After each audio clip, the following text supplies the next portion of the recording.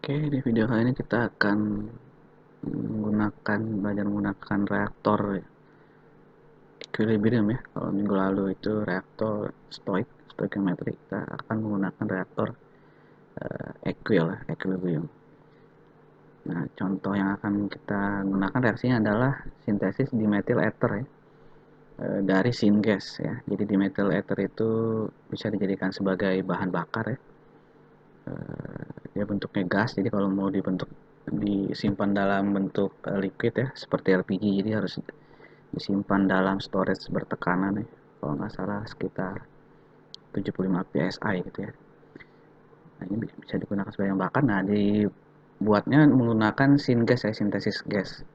Nah, sintesis gasnya itu biasanya digunakan dari gas alam, natural gas ya, tapi bisa juga dari hasil gasifikasi biomass ya, seperti kalian tahu. Kalau kita melakukan gasifikasi biomass itu akan menghasilkan syngas. Syngas itu yaitu karbon monoksida dan hidrogen ya. Kalau kalian ingat di pelajaran proses teknologi 2 ya. Nah, kemudian reaksi ini di methyl ether ini ya, itu dari syngas ya, CO dan hidrogen, karbon monoksida dan hidrogen. Nah, itu bisa terjadi dalam dua kemungkinan ya. Nah, ini yang A ya. Jadi kalau yang reaksi A ini, itu yang terjadi adalah rangkaian dari tiga reaksi C, D, dan E ini ya. Oke. Nah, sedangkan kalau yang reaksi B ini, ya itu hanya terjadi reaksi C dan D. Oke. Jadi bisa lihat perbedaannya ya. Kalau yang di reaksi A ini ya, karena yang terjadi C, D, dan E, sehingga ada CO2-nya ya. Nah, ada CO2 di sini. Oke.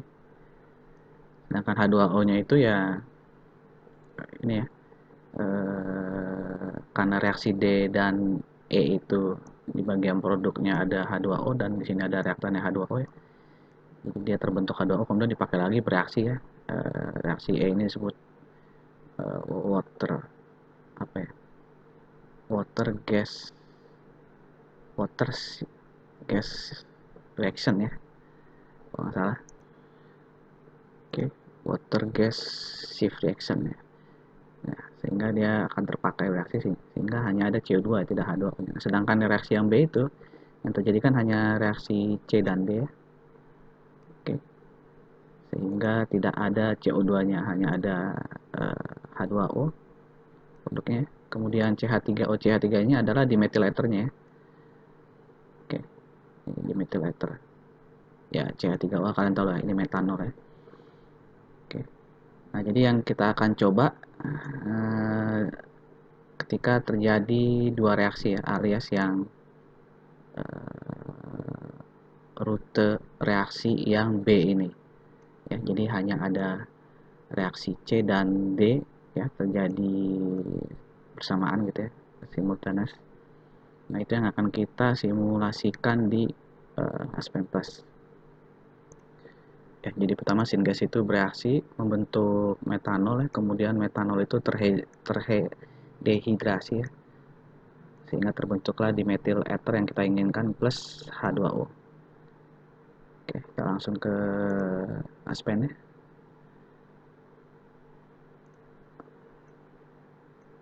Salah.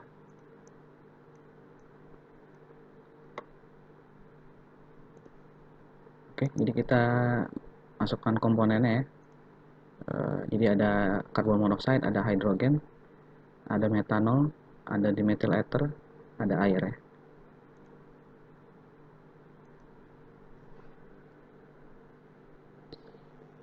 Air, syngasnya ya, hidrogen,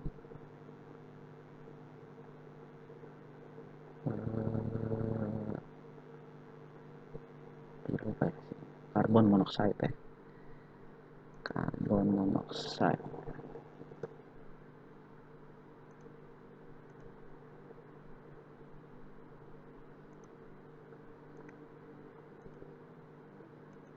Oke, kemudian apa lagi? Dimethyl ether ya.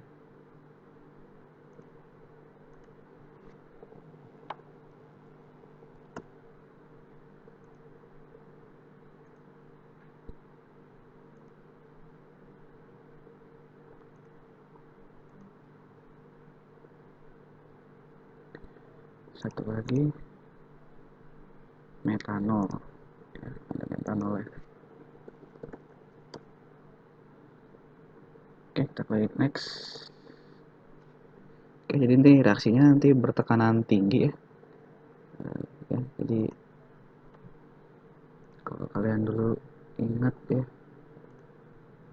ini ya ditanya tekanannya tinggi dari 10 bar, iya gitu ya. Nah, ini ada beberapa yang bisa dipakai. Kita coba pakai yang SRK aja ya. SRK. Atau ada yang pernah pakai ini juga sih, saya lihat pakai Peng Robinson gitu, Pengrop. Nah, ini ya. Ya, tapi kita coba pakai SRK aja. Oke, next.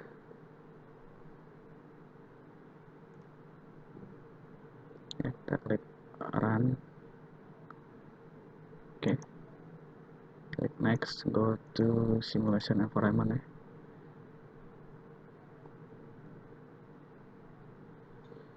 Oke, kita pilih reaktornya ya, air equil ya, equilibrium. Ini feednya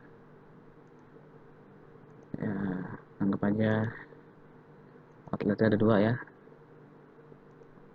walaupun nanti produknya tugas ya. Oke, kita masukkan komponennya.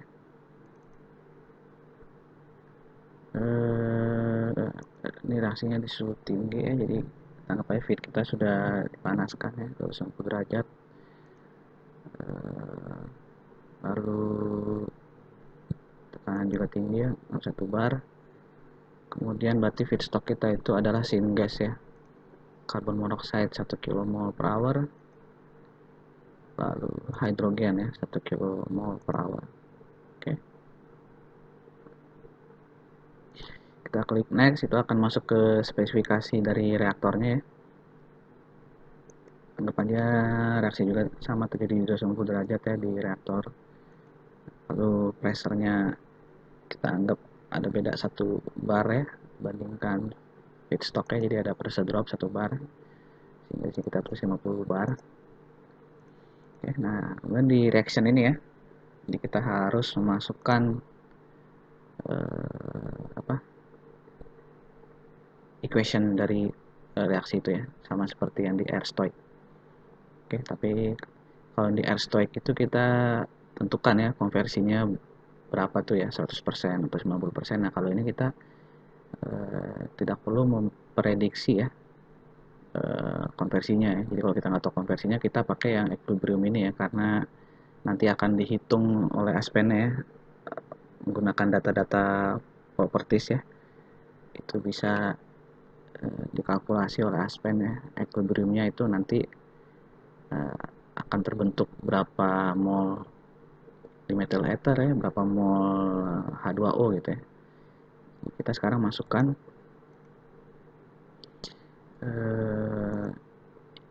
reaksinya, reaksi C dan reaksi D. Oke, nanti kalau kalian mau simulasikan yang reaksi A ini, berarti harus ada 3 ini masukkan ya. Nah, bisa kalian coba-coba sendiri nanti. Nah, kita dulu masukkan yang C dulu ya, itu berarti 2 karbon monoksida dan 4 hidrogen menghasilkan 2 metanol gitu ya.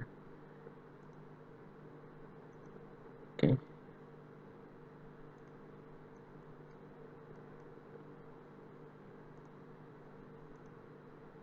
Ya, karbon monoksida kita pilih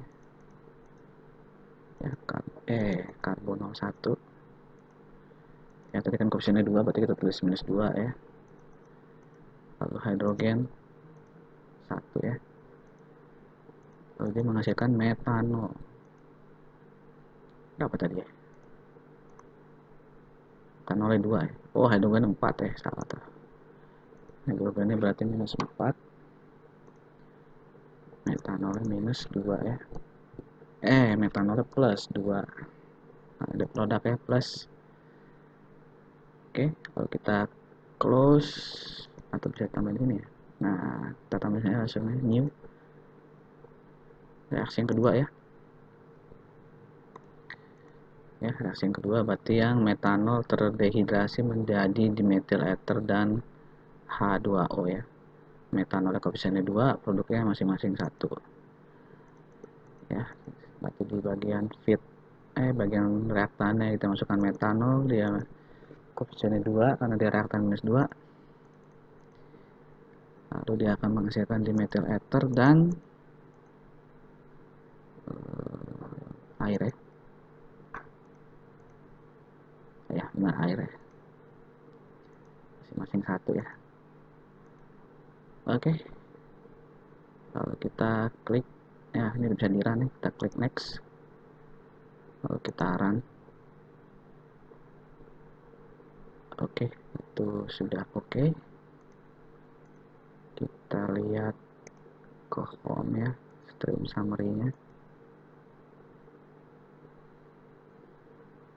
Nah, ini ya, bisa dilihat ya, yang outlet dari reaktor ya, yang S3 itu ya. S3 yang ini ya, itu 0 ya. Tidak ada outputnya, maksudnya tidak ada mole flow-nya ya. Karena semuanya itu produknya gas ya. Oke. Jadi hanya outletnya hanya satu S2 ini. Bisa kita lihat di sini ya. Nah, ini saya lihat dimethyl ether dihasilkan ya 0,19 kmol per hour ya. Sedangkan karbon monoksida tadi feedstocknya 1 ya. Itu sisa 0,56 ya.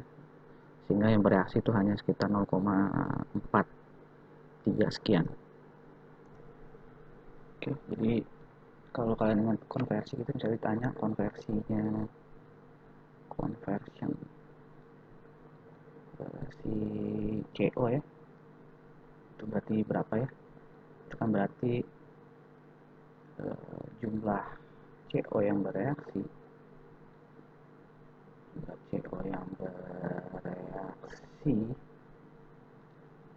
bagi jumlah CO awal ya, dikali 100% gitu. Nah, berarti jumlah CO yang bereaksi kan 1 dikurang 0,56 lah gitu ya, 564 lah ya, berarti dibagi 1 kali 100%. Nah, itu berapa?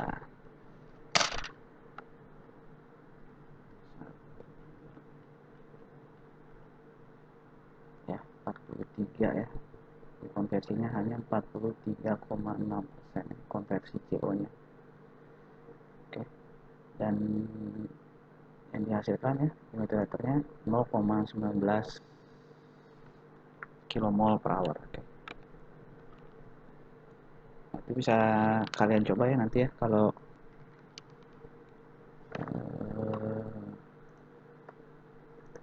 yang disimulasikan tuh yang ini ya, ketiga reaksi ini ya. Nah, itu apakah konversinya naik atau turun gitu atau sama aja ya, silakan dicoba. Oke. Dan kalian juga bisa seperti biasa ya, misalnya pressure ya diganti gitu ya, misalnya pressure atau temperaturnya diganti, misalnya sini pressure-nya naik lah gitu ya, setting 90 bar gitu ya. Coba kita lihat ini ya, konversi karbon monoksida akan bereaksi lebih banyak atau sedikit. Saran oke ya, yang tadi 0,56 sekarang 0,53 ya. Ya konversinya naik sedikit ya, lalu di methyl ether juga jadi tambah banyak sedikit ya. Oke, dan perlu diingat ini secara teori ya, secara equilibrium ya. Nanti secara prakteknya ya mesti dicoba gitu ya. Jadi misalnya mereaksikan gitu ya di reaktor yang sebenarnya gitu ya. Eh, itu bisa saja berbeda ya. Ya kemungkinan besar akan berbeda ya, tidak akan sama sesuai seperti ini gitu ya. Oke, jadi ini hanya estimasi ya. Realnya bisa berbeda ya, bisa mendekati, bisa juga beda jauh gitu ya. Nah, kalau itu memang mesti dilakukan gitu ya, eksperimen. Oke, jadi ini hanya dihitung berdasarkan data-data termodinamika ya, properties.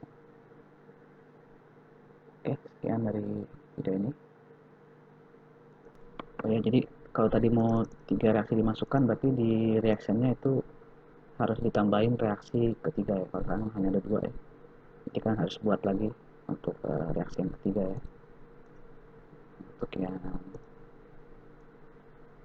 E ini.